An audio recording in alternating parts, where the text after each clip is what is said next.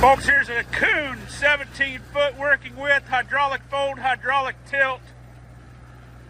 Very nice little tedder. It's got one mismatched tire, and it does have one weld on it that's not factory.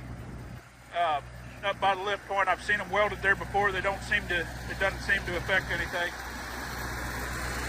540 PTO. We're gonna have it for sale right here. I'm gonna try to go ahead and video. I'm gonna try to video folding it up here real quick.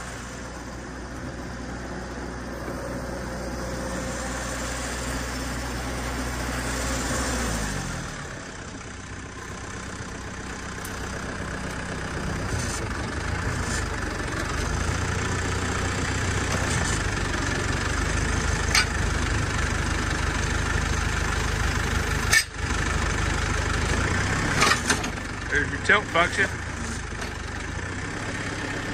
Set that to your drawbar height and you shouldn't have to mess with it again. That's your transport. Gonna have it for sale right here. If you have any questions, give us a call.